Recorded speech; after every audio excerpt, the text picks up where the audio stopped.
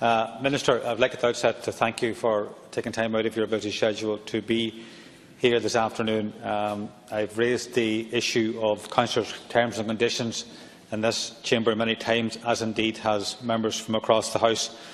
There is a great deal of frustration out there at the pace of progress, or indeed lack of progress, on this particular issue. And at the outset, I would like to acknowledge the great and tireless work carried out on behalf of local elected members by the two representative bodies, namely AILG and LAMA, who have worked tirelessly on this issue. And indeed, Minister, I would like to acknowledge your own contribution to date in relation to this particular issue. I know that you have appointed Sarah Moorhead, Senior Counsel, to have a look at this entire area and to make recommendations in relation to the remuneration and indeed the role of elected members. I understand that she is due to make her recommendations known later next month, and perhaps maybe you might be able to tie down that time frame for me in more detail during your own contribution. But I sincerely hope, like many others do, as I'm sure you do yourself, that the report, when it comes out, will be positive in relation to local authority members. As you can no doubt appreciate, coming from a local authority background yourself, the role of the local authority member has changed beyond recognition. It has now effectively become a full-time role with part-time remuneration. And I think it's vitally important that we try, where possible, to attract the best people out there to represent our communities throughout the length and breadth of this country. And indeed, we are very fortunate to have such dedicated and hard-working local authority members across all parties unknown who work tirelessly on behalf of their communities. But I think that the workload has got to such an extent now that a lot of them are finding it very difficult to continue on that role because financially it's not possible. And I think that's an awful shame. And as a lot of councillors look now towards next May, when the local elections are due again, many of them are considering their position because they can't see themselves being able to support themselves and their families on the small bit of remuneration that they get from being a local authority member. So I think we've come to a crossroads in relation to local authority members. I don't think I'm overstating that point when I make it. It's vitally important that we address this issue.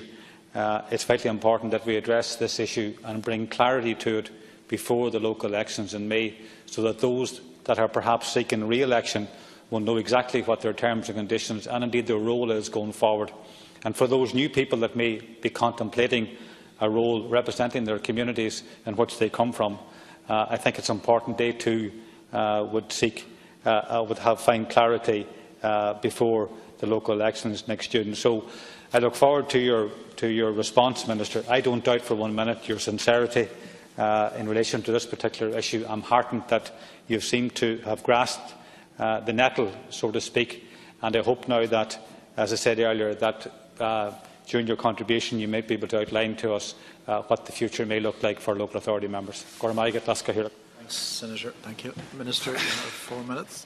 Thank you, Chair. I want to thank Senator Gallagher for raising the issue, and I'm pleased to provide an update to the House on the position concerning the review of the role and remuneration of elected members of local authorities.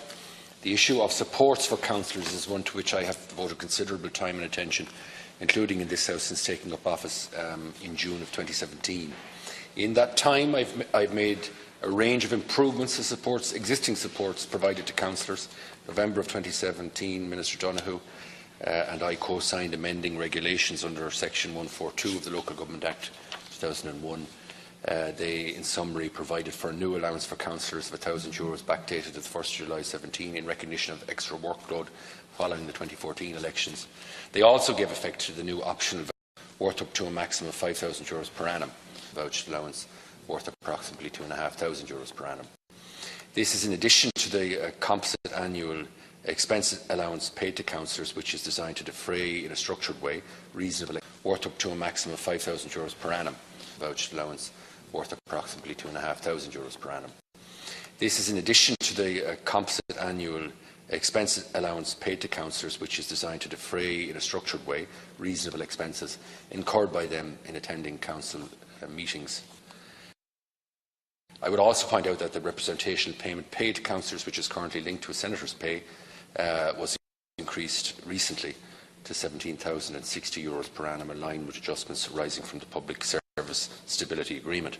Notwithstanding the current situation, I am strongly of the view that it is important to support councillors appropriately, with due regard for transparency and accountability, to ensure that they can effectively carry out their role as elected local representatives. Fully aware of concerns expressed by councillors themselves and in these houses about their current remuneration regime, Minister Donoghue and I agreed to the commissioning of a review of the role and remuneration of councillors. On the 21st of June, I appointed Ms Sarah Moorhead, Senior Counsellor, to conduct this review. Based on the agreed terms of reference, the review will involve an in-depth examination of the role performed by councillors, including their statutory reserved functions, the political and community leadership role they perform, their governance responsibilities, council members, and their representational role within communities. An outcome of this review will be to more fully elaborate on the role of the councillor, and it is intended that this will inform an examination of the current system of remuneration for councillors, with a view to proposals for a remuneration package that is representative of and commensurate with the role. The review will be informed by input from my own department and the Department of Public Expenditure and Reform. While it would not be appropriate for me to preempt the findings of Ms Moorhead's review, I can confirm that her work is well underway, and a number of meetings with different groups as well as submissions have been sought. As set out in the terms of reference for the review, she has been consulting with local authority elected members and their representative organisations, political parties, local authority chief executives and other appropriate stakeholders. Intended that a survey of individual councillors will begin shortly. The review will produce an interim report, and my statement at the time, and I note in your earlier comments, Senator Gallagher, you spoke about, well, I don't know if you said frustration at the rate of progress. The commitment that I gave was that following Halloween we would have an interim report, and I have received no indication of any deviation from it, although I do note in the script that I've been given by the department, it says before the end of the year. It's still very much my intention that that interim report will be published in November. Reason being that, as you pointed out, people are making decisions about whether they're going to contest local elections. And I do think that that report, it's not going to be the full finished product, but it should be able to give people some help in reaching those decisions. And the timing for the final report will be considered thereafter. No, the actual report will be published in full in the spring of the year. But again, many people will be making those crucial decisions well before then, which is why an interim report is vital. When the review is complete, the findings will be subject to discussion between the two departments and will be submitted thereafter for consideration of the Government. Let me conclude again by thanking you and indeed others, Senator, for your initiative in placing and indeed keeping this item on the political agenda. Thanks, Minister. Senator, do you want to? Yeah, just very briefly, Alaska here. I'd like to thank the Minister for his very comprehensive outline of the timetable involved in this particular issue. I look forward to the interim report, like yourself, being published hopefully the next few weeks. And as you say, I think it's important, and you said it yourself, Minister, that it will help to bring clarity to those that are contemplating seeking re-election, and indeed those that can put their names up for the first time. So I think that's important, and I'm heartened by your contribution. Look forward to a successful outcome to this long-running saga. Sorry.